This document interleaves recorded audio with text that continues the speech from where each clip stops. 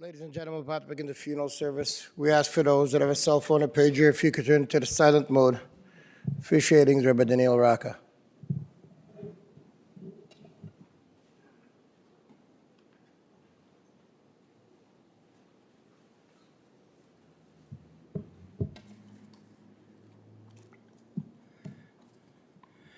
מזמור לדוד, אדוני רואי לא אחסר, בנותש ירביצני, ימי מנוחות ינהלני, נפשי ישובב, ינחני במעגלי צדק למען שמו, גם גאלה בגייס על מוות, לא ירא כי אתה עמדי, שבטך משענתך המה ינחמוני, תערוך לפני שולחן נגד צורריי, דשנת בשמן ראשי כעושה רוויה, אך טוב וחסד ירדפוני כל ימי חיי, ושבתי בבית אדוני לאורך ימים.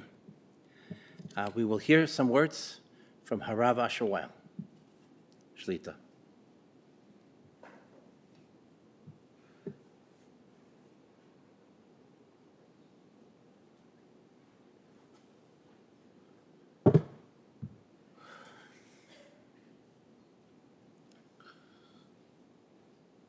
Thank you, Rabbi, for coming on short notice. Appreciate it.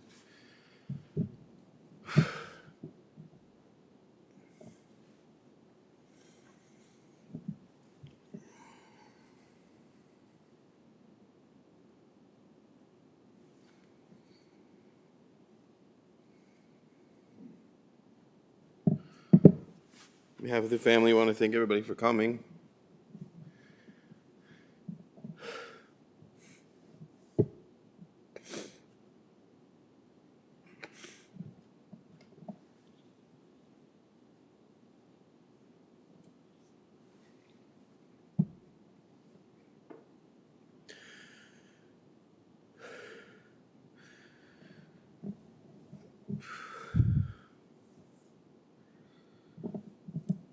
As Rabbi said, Nafshi Shoiviv, Yancheni Bagli Tzedek, Leman Shemo. Gam Kiela Begate Samavis, Lo Yura Kitaimadi, Shiftecha, Mishantecha, Hema Yinachemuni.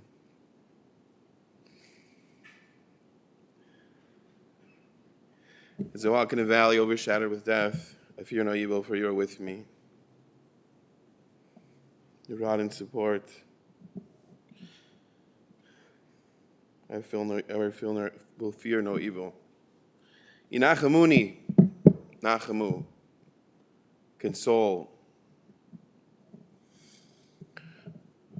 Soon we'll be bearing Mr. Joshua, Barukh Joshua, Baruch Ben Yoshua Tzion Chai, and we'll say Hamakim Menachem Eschem. We console the mourners. It always bothered me how quick we jump to consoling. Many of us have had times where we've felt down or sad, and quickly people come to comfort us, make a joke, something, feel better, something to eat, whatever. Sometimes it's too soon. Let me sit with it for a little bit. It's okay to feel bad. I'm allowed to feel sad. I have feelings. We have Shiva for 7 days. I've seen people get up a little early, not as religious. But Hashem gave us this time. Time to be sad. It says in the Koheles. It's a time to be sad, and it's okay. Let me sit with it. But yet we jump right away to Nachamu, Nechama, Malki Menachem. Find by Tisha B'Av also we're jumping in to Shabbos Nachamu. Sit with a little bit. Realize life is not the same. Over there without the Beis HaMikdash. Over here without our dear father and father-in-law and friend and community member. So why we jump? What is this consoling? Right away, right after burial, we'll make the lines. Hamakim Menachem Eschem.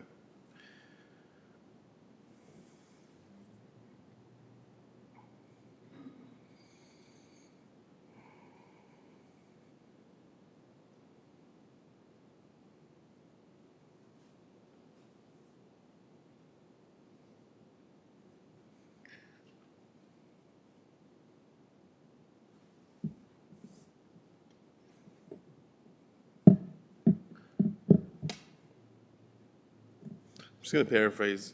I have it. I don't feel like reading inside. I'm not going to say the verses, but the end of Gemara Makos ends with a Meiser. Rabbi Akiva is walking with other Chachamim, and they come to the base of Mikdash, the Makom Mikdash, and there's foxes they're walking where the base of Mikdash was, and they're crying,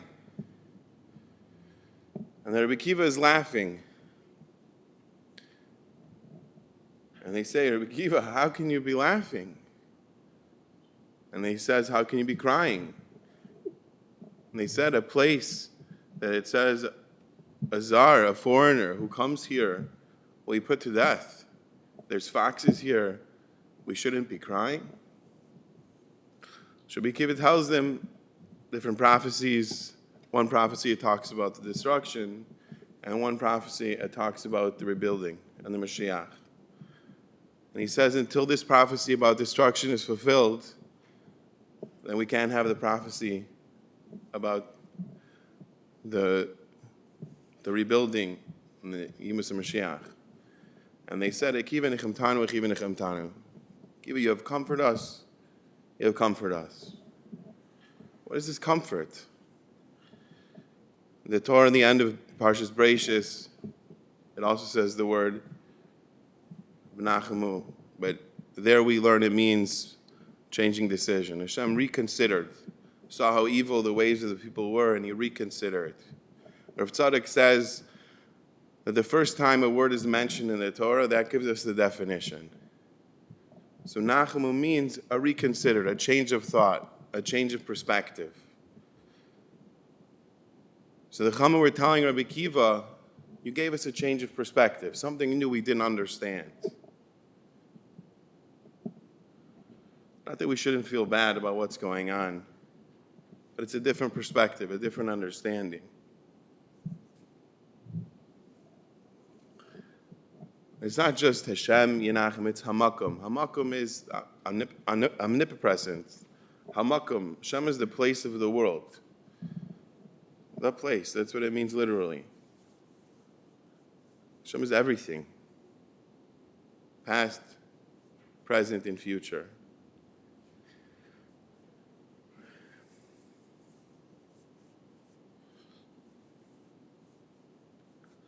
Father-in-law has been sick for many years. Recently, the past few months, he got worse and wasn't able to speak.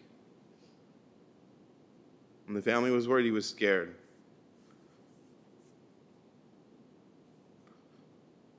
What do you tell somebody when they're going through this? What do you say?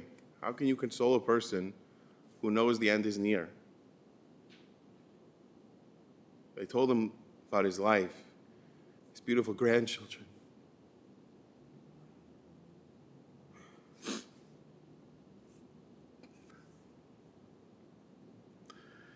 All the blessings he had in his life, all the mitzvahs he did.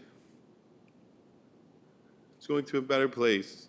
His parents, a place of no more suffering. He suffered enough. Many of us have questions. How can a person suffer so much? We understand, though. Perspective is that we know in the next world that suffering there is much worse. Hashem lets the Rishaim suffer there. But here the Tzaddikim, he wants to give them everything in this world. So there's nothing but blessing in the next world. It's a change of perspective. To know that it's not just for here. When we lose somebody here, we're crying, we're sad, because we're only thinking about this world. Here we have the questions. Rosh Yeshiva Rabbi Zweig says, especially about the Holocaust, and now we can say about October 7th. So many questions. How could so many innocent Jews pass away in such horrible, horrible ways? These questions are only questions here. But in Olam HaEmes, there are no questions. Not one person that passed away in the Holocaust, or on October 7th, or since then, not one of them have any questions. They understand. They understand the big picture. hamakom.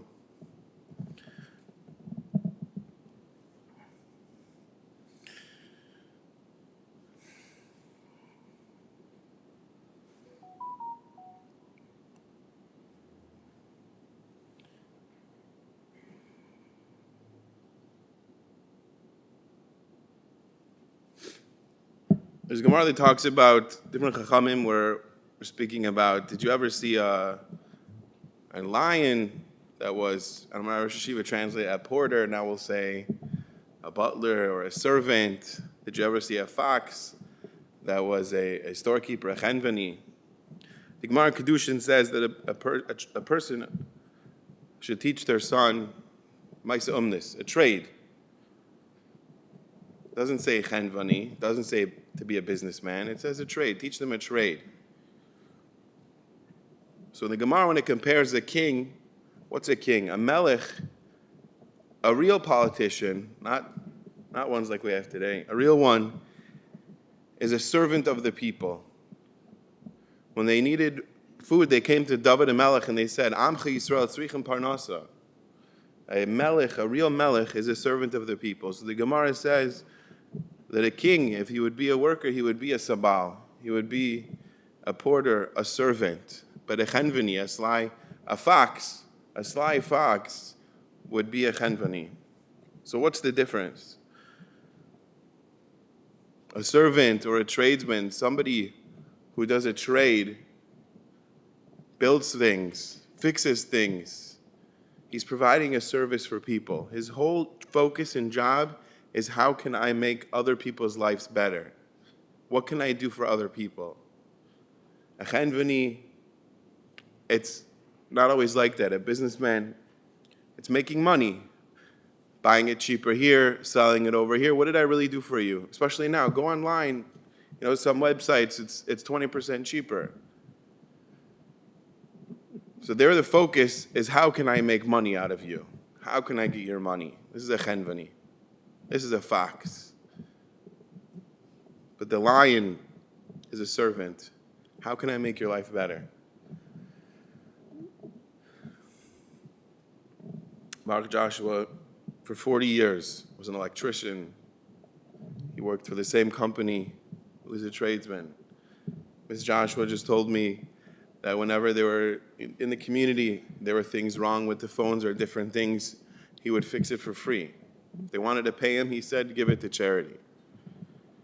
He was about helping other people, helping the community with his bare hands. And all his children, they're all in service helping other people, whether it's a teacher, teaching children, pharmacist, helping people with their physical health and medicine that they need to live, to have better lives, mental health therapist, helping people with their mental health, even people in accounting. It's providing a service.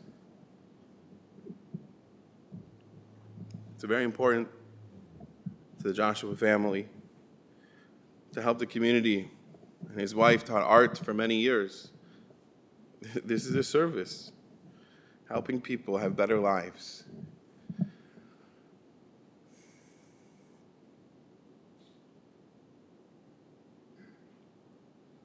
It's mentioned before, it says in Kahalis, it's a time to cry. Kahalis also says, Kahalis Rabbah, it says a person dies with only half of their desires fulfilled. If a person has $1 million, they want $2 million. Never being happy.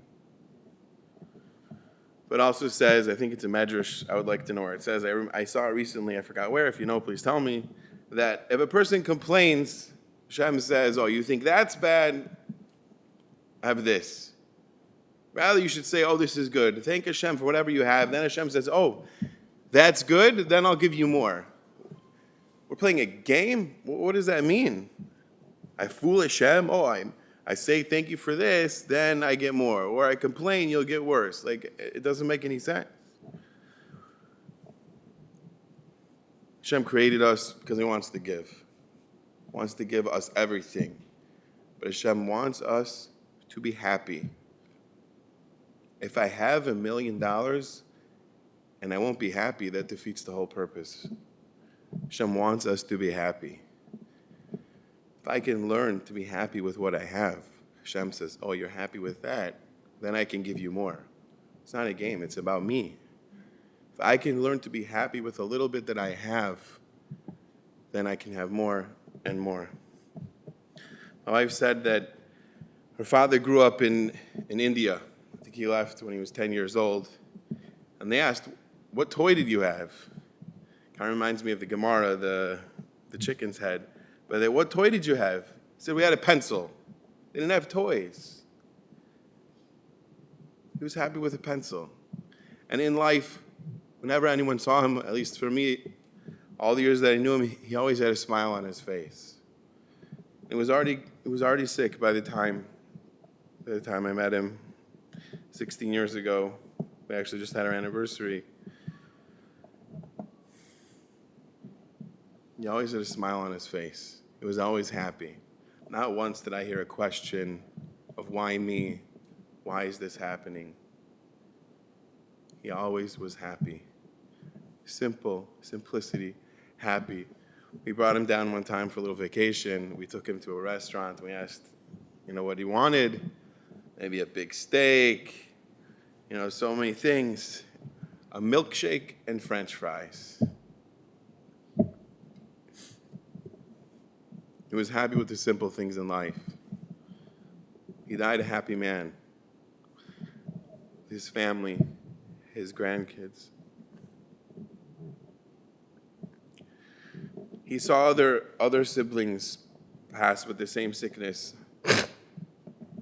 and he didn't want that for himself. He didn't want to be on all these machines. But I don't think it was for him. He saw his family members suffer that way, and it was hard on him to watch them.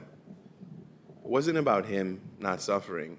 It was about his family not having to go through that the way he did. It was about other people. He didn't want them to have to do that.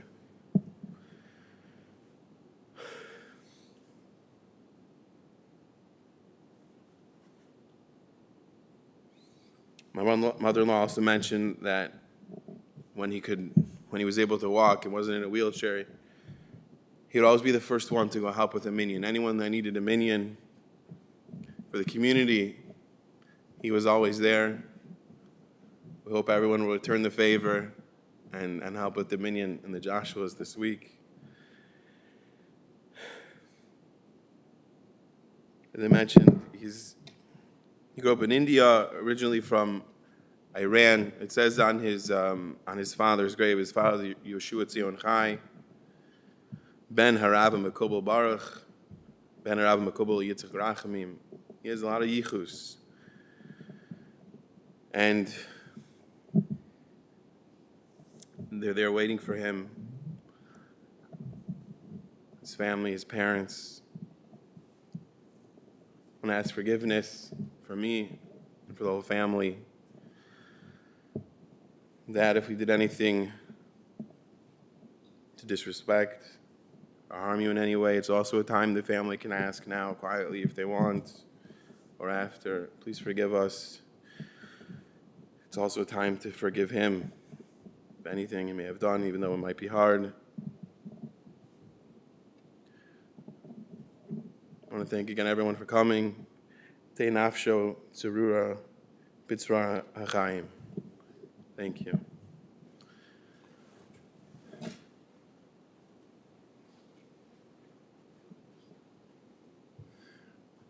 Rav Asher Weil.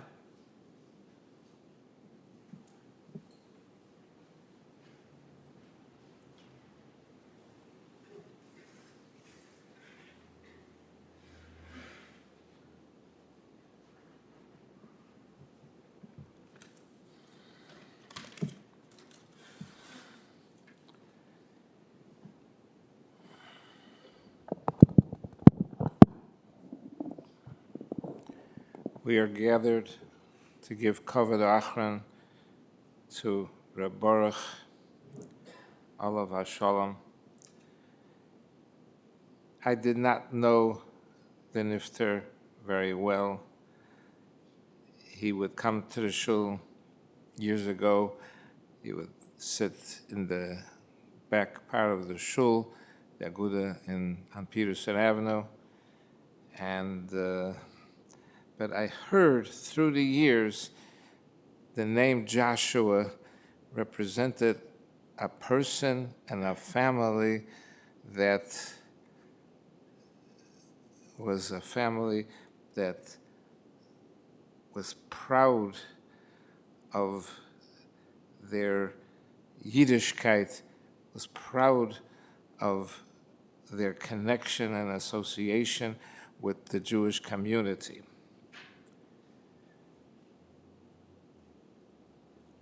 I was called late last night to come and say a few words.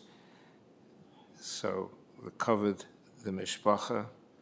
Mrs. Joshua should be well, all of the children, the entire family. I'll be very brief, say just a few words.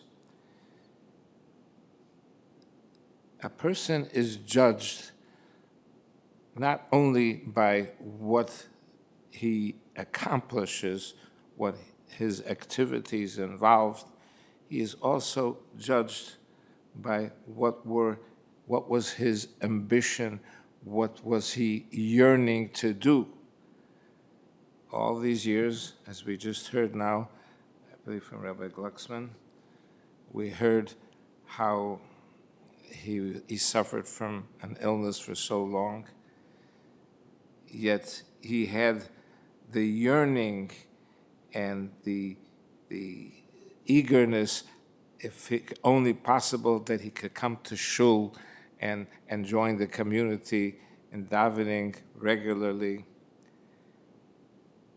There's a famous word from Rameir Shapiro, the Lubliner Rav, who was in his time in Poland, in pre-World War II. Poland was one of the leaders of the Jewish world, literally. And he brought a pasuk in the Torah.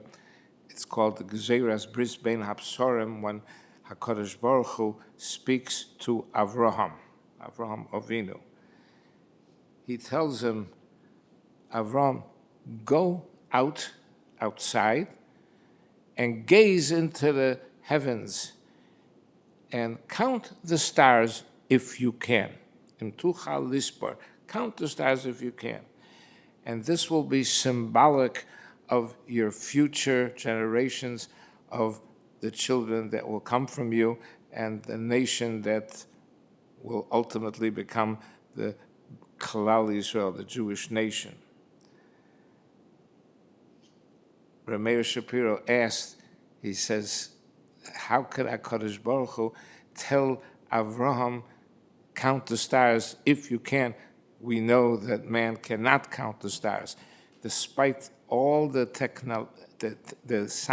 scientific and technological advances of mankind for all the years since the world was created, yet no man, no human being was able to count and visualize all of the galaxies and planets that exist in Shomayim and Shmei HaShomayim, in all of the entire universe.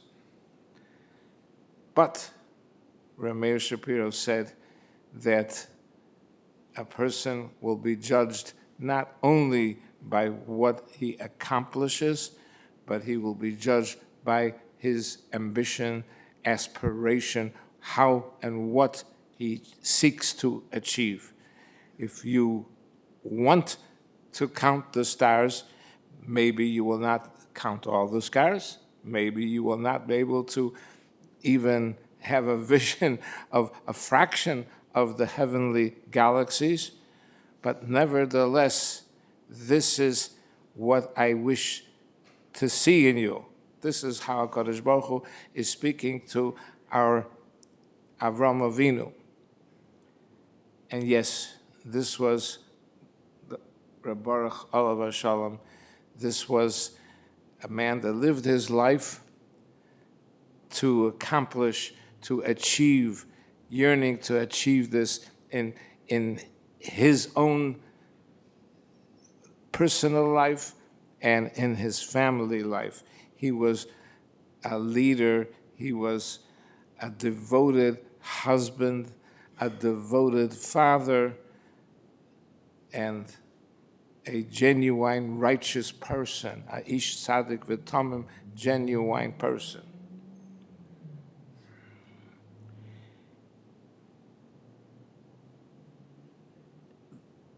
We share the grief with the mishpacha, with the family.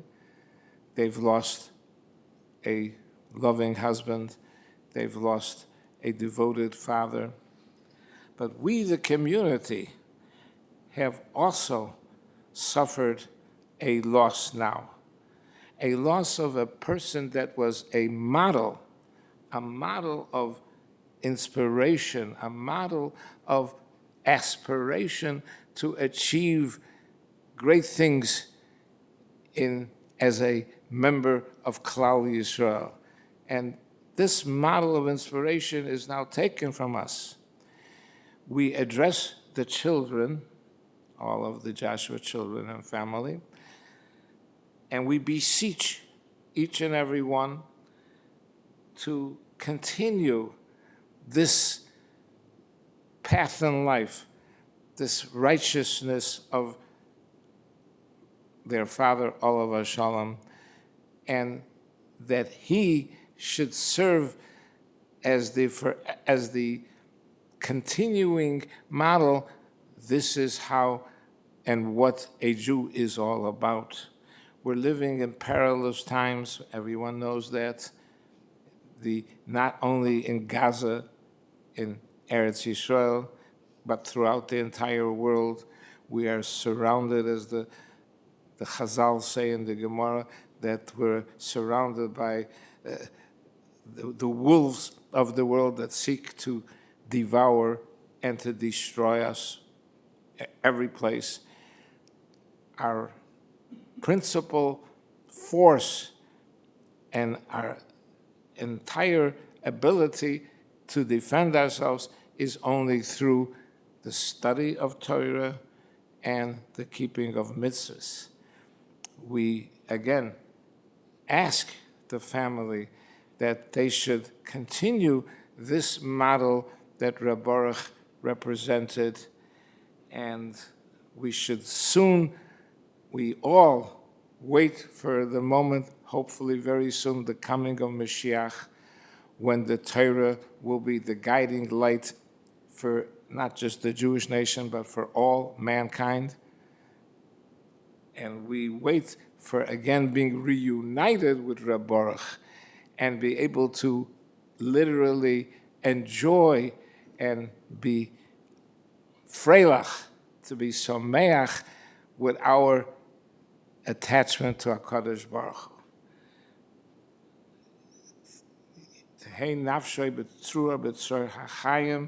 The family should be comforted with the wonderful memories that Reb Baruch leaves us, and together with all of the community, we pray for the Bias Mashiach, Tei Nafshay Tzurua B'Tzor HaChayim.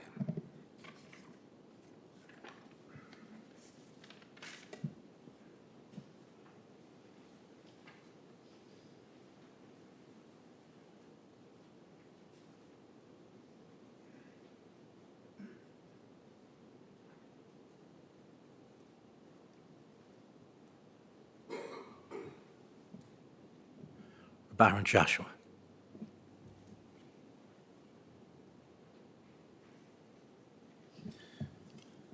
Thank you all for coming. It's hard to step in line after Rebbe Wheel and my brother-in-law. Said so many great things, almost everything. I didn't leave much on the table for me, but growing up as the youngest, and so was my father, and I really got to watch him navigate the world, and he really out of all the things he taught me, tinkering and working with my hands and everything, he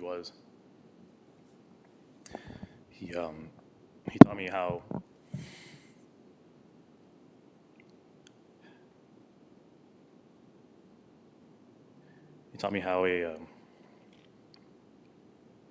how to be a Kiddush Hashem out in the world and navigate with humility, humbleness, know what I'm doing when I go out and how not to bother people and be in their way and do what I'm supposed to and come home and do what I'm supposed to. Yiddishkeit out in the real world and, the Jewish world.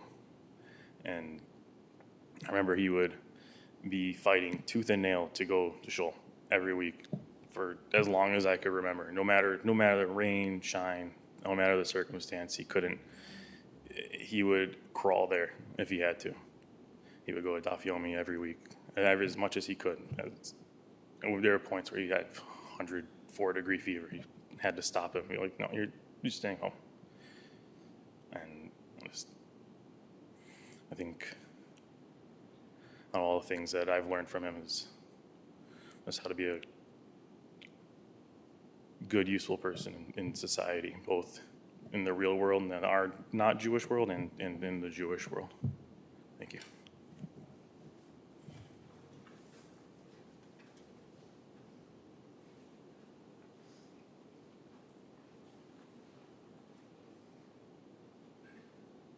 Barukh Joshua, on behalf of the family, on behalf of myself, on behalf of all the residents of the city, on behalf of all of the Kahal Yisrael, ask for your not event, someone caused trespass, injury, insult, or harm.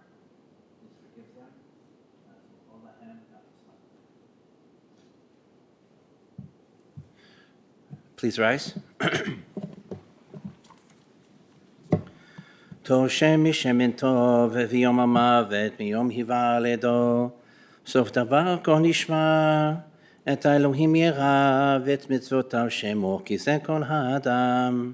יעלזו חסידים בכבוד, ירנו משכבותם, המרחם על כל בריאותיו, הוא יחוס ויחמול וירחם, על נפש רוח ונשמה של ברוך בן יהושע ציון חי ולולו, רוחני תנחנו בגן עדן הוא וכל בלי זלה שוכב עמו בכלל הרחמים והסליחות, וכן יהי רצון ונאמר אמן.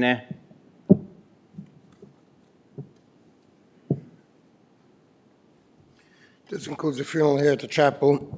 The interment will be at West Lawn Cemetery. For those who will be going to the cemetery, we'll be lining up in front of the chapel. We ask that you have your headlights and hazard lights on while in procession. We also ask for those who are not going to the cemetery to please leave the parking lot immediately so the procession can line up uninterrupted. The family will be sitting Shiva at the Joshua residence, 6122 Monticello. The Shachris every morning is at 8:30. We ask for those who can participate to participate. And then Mincha Marv is at 5:20. Please remain standing as we escort the casket from the chapel. And again, once we have left the chapel, we ask that you immediately go to your vehicles.